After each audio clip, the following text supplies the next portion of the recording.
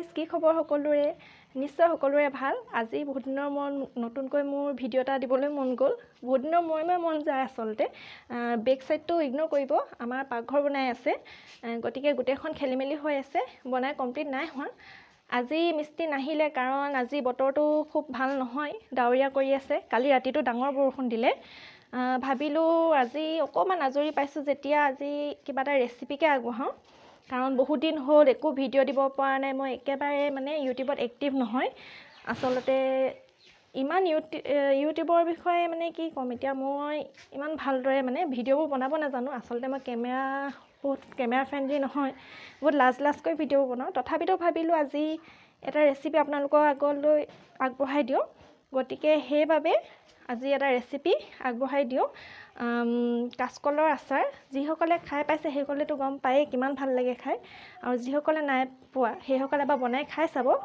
বহুত ভাল লাগে খাই আজি আসলতে দিনটো যাবই হ'ল আৰু এতিয়া 5টা বাজিব হ'ল ভাবিছোঁ এতিয়াই আৰম্ভ কৰি দিওঁ আজৰি পাইছোঁ যেতিয়া অকণমানকৈ বনাওঁ আপোনালোককো দেখুৱাওঁ আৰু আপোনালোকে কেনে পাইছে জনাব আৰু যদি মোৰ ভিডিঅ'বোৰ চাই কিবা এটা ভুল হয় তেতিয়াহ'লে আপোনালোকে নিশ্চয় কমেণ্ট কৰি মোক জনাব তেতিয়া মই আগলৈ শুধৰাই যাব পাৰিম ঠিক আছে এতিয়া আহক মই বনাই দেখুৱাওঁ বৰ বেছি দীঘলীয়া নকৰোঁ ভিডিঅ'টো এতিয়া আৰাধ্যা মাৰ লগত গৈছে ৰ'ব দেখুৱাইছোঁ তাইকৈ এবাৰ তাইক হয়তো চাবলৈ বিচাৰিছে এতিয়া আচলতে বৰ্তমান এইভাগে আমাৰ পাকঘৰত বনাই থকা হৈছে এইজনী আৰাধ্যা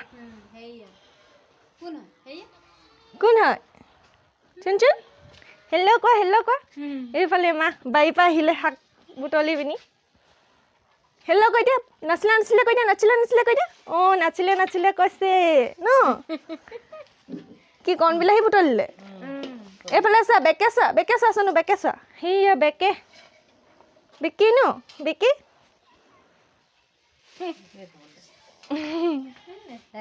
তাই নাচায় মোবাইলটো দেখিলেই তাই হেৰি কৰি দিয়ে ইভাগে তাই থাকে ঠিককৈ থাকে মোবাইলটো তাই যদি দেখে তেতিয়া তাই মানে লাজ কৰে গুমৰা মাৰি দিয়ে ইভাগে তাই খেলিয়ে থাকে কিন্তু মোবাইল দেখাৰ লগে লগে তাই গুমৰা মাৰি দিয়ে ঠিক আছে আপোনালোকৰ আগলৈ মই ৰেচিপিটো দেখুৱাম বাৰু এতিয়া আন্ধাৰ হৈ আছে গোটেই লাইটবোৰ দিয়া নাই মই ৰ'ব 1 ছেকেণ্ড লাইটকেইটা দি লওঁ ঠিক আছে ঘৰবোৰ খেলি মেলি লাগি আছে কাৰণ বনাই আছেতো এইফালে আমাৰ ৰাইজে ভিডিঅ' এডিটিং কৰি আছে আজি মোৰ বহুত দিনৰ মূৰত ব্লগ বনাবলৈ মন গ'লতো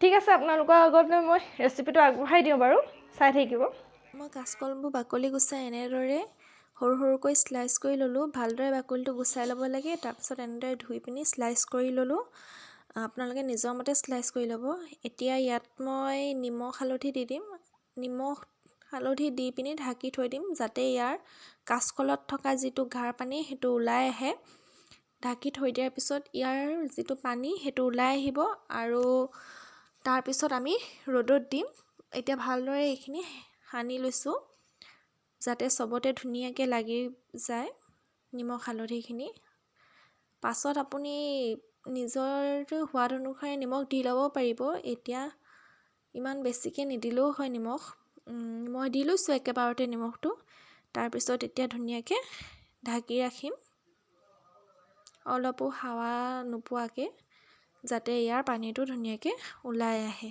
বাকীখিনি আপোনালোকক দেখুৱাই আছোঁ কাচকলখিনি মই এনেদৰে 2 ঘণ্টা নিমখ হালধিত দি পিনি ঢাকি ৰাখিলোঁ এতিয়া ইয়াৰ যিটো গাৰ পানী আছে সেইটো ওলাই আহিলে এইদৰে ৰাখিলে আচাৰবোৰ বেয়া নহয় আচলতে ইয়াৰ যিটো পানী সেইটো উলিয়াই পেলাব লাগে তাৰ পাছত ধুনীয়াকৈ যদি ৰ'দত দি দিয়া হয় তেতিয়া ইয়াৰ পানী শুকাই যোৱাৰ পিছত আপোনাৰ আচাৰ কেইবাদিনলৈ ভাল হৈ থাকে আচলতে এইটো বছৰজোৰাকৈও ভাল হৈ থাকিব এতিয়া মই এইখিনি যিখিনি আছিলে গোটেইখিনি ধুনীয়াকৈ টুকি ৰাখিছোঁ আৰু কাচকলৰ অকণমান চেকা থাকি যায় আচলতে চেকা লগা যে কাচকলটো সেইকাৰণে এতিয়া ধুনীয়াকৈ কোমল হৈ গ'ল কিছুমানে বইল কৰি লয় মই বইল কৰি নাই লোৱা এইভাগে নিমখত দি দিলেও ইয়াক ধুনীয়াকৈ কোমল হৈ যায় যদি আপোনালোকে বিচাৰে বইলো কৰি ল'ব পাৰে বইল কৰিও সেই একেটা প্ৰচেছ কৰিব পাৰে অলপমান বইল কৰি লোৱাৰ পাছত সেয়া চব পানী বহুতখিনি ওলাই আহিলে এতিয়া এইখিনি ধুনীয়াকৈ মই ৰ'দত দি দিম চব ধুনীয়াকৈ কোমল হৈ আহিলে কাচকলখিনি এতিয়া কাচকলখিনি মই ৰ'দত শুকাবলৈ দিছোঁ। এইফালে মই মছলা লৈ লৈছোঁ 5 ফোৰণ। ইয়াত আছে চফ, জিৰা, তাৰপিছত মেথি আৰু আইজৱাইন আছে, তাৰপিছত কালজিৰা আছে, সৰিয়হ আছে। এইভাগে মিক্সকৈ লৈ লৈছোঁ। আচলতে দোকানত সহজতে পাব। এইদৰে দিবলৈ ক'লে আচাৰৰ কাৰণে বুলি ক'লে ধুনীয়াকৈ দি দিয়ে। ইয়াত এইকেইবিধ ভালদৰে মই গৰম কৰি লৈছোঁ যাতে খুন্দিবলৈ ভাল হয়। ধুনীয়াকৈ যেতিয়া ৰঙা হৈ আহিব, ৰঙা হৈ আহিলে তেতিয়া মই এইটো গেছটো অফ কৰি দিম আৰু এইখিনি খুন্দি ল'ম। এতিয়া ধুনীয়াকৈ মই লৰাই আছোঁ, ভালদৰে ভাজিব লাগিব আৰু চাব যাতে বেছি ভাজ নাখায়। যদি বেছিকৈ ভাজ খায় তেতিয়াহ'লে মছলাটো তিতা হ'ব, আচাৰখিনি খাবলৈ ভাল নালাগিব।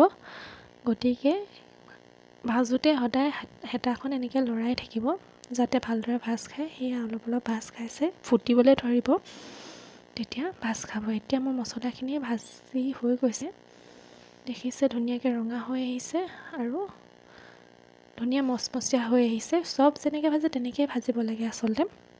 একেবাৰে চফটো যেতিয়া বেছিকৈ ভজা হয় তিতা হৈ যায়, ঠিক তেনেদৰে এইখিনিও তিতা হৈ যায়। এতিয়া এইখিনি ধুনীয়াকৈ মই ভাজি লৈছোঁ, হৈ গ'ল। এতিয়া এইফালে মই ৰঙা জলকীয়া লৈ লৈছোঁ। আচলতে এইটো মণিপুৰী জলকীয়া বুলি কওঁ আমাৰ ইয়াত। আপোনালোকে কি কয় সেইটো নাজানো। এইটো আচলতে জলকীয়াটো জ্বলা হয়, অকল ৰং উঠাৰ কাৰণে নহয়, জ্বলাৰ কাৰণেও দিয়া হয়। এইখিনিও এতিয়া ভালদৰে ভাজি ল'ম যাতে এইখিনি অলপ ধুনীয়াকৈ মচমচীয়া হৈ যায় আৰু খুন্দিবলৈ যাতে সহজ হয়। এতিয়া ধুনীয়াকৈ এনেদৰে লৰাই লৰাই ভাজি থাকিব যেতিয়ালৈকে ইয়াৰ ৰংটো উঠি নাহে। ভজা ৰংটো উঠি অহাৰ পিছত এতিয়া এইফালে চাওক হৈ গৈছে মোৰ এইখিনি ভাজি পিনি। এতিয়া মই একেখন কেৰাহীতে তেল অলপ গৰম কৰি ল'ম। তেল গৰম কৰি লোৱাৰ পিছত ধুনীয়াকৈ তেলখিনি গৰম কৰি ল'ম। এতিয়া এইফালে আপোনালোকৰ নিজৰ আন্দাজ অনুযায়ী তেলখিনি দি ল'ব পাৰিব। এতিয়া বৰ্তমান কম পৰিমাণৰ তেল দিলেও হ'ব। এইফালে চৈখিনি ভাজি পিনি মই এক্সট্ৰাকৈ থৈ লৈছোঁ যাতে এইখিনি পাছত গুড়ি কৰি ল'ব পাৰোঁ। এতিয়া তেলখিনি গৰম হৈ আহিছে।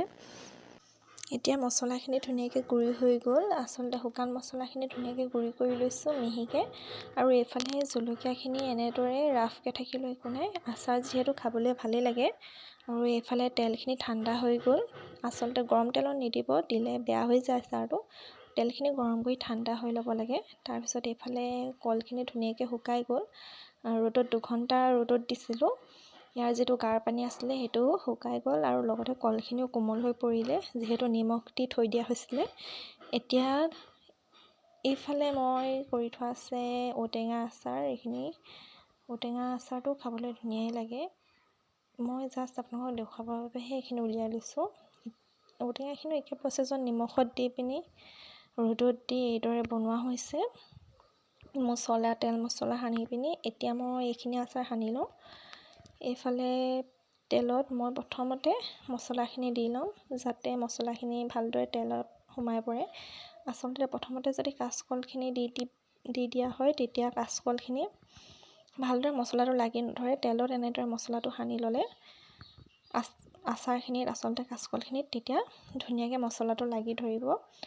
পাছত তেল দিয়া হ'ব। এতিয়া অকল সানিবৰ কাৰণে এনেদৰে কম পৰিমাণে তেল দিয়া হৈছে। পাছত আপোনালোকে নিজৰ জোখমতে তেল দি ল'ব পাৰিব।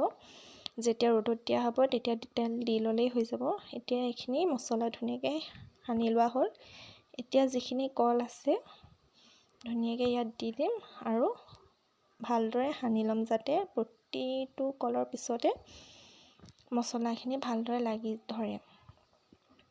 তেতিয়া আচলতে খুব ধুনীয়া গোন্ধ এটা ওলাব। আপোনালোকৰ ৰংটো ধুনীয়া হয় আৰু প্ৰতিটো কলৰ পিছতে যদি লাগি ধৰে মছলাটো তেতিয়া খাবলৈ ভাল লাগে। এইফালে এতিয়া হৈ গৈছে ধুনীয়াকৈ সানি পিনি দেখিব পাৰিছে আপোনালোকে। এনেদৰে বনাই খাই চাব। এতিয়া ষ্টীলৰ বাচন এটাত দুদিন ধুনীয়াকৈ তেল দি পিনি ৰ'দত দিয়া হ'ব। তাৰপিছত বৈয়ামত ভৰাই থ'ব পৰা হ'ব। এনেদৰে বনাই খাই চাব আপোনালোকে, খাবলৈ খুবেই ধুনীয়া হয়। এতিয়া মোৰ কলৰ আচাৰ ৰেডি।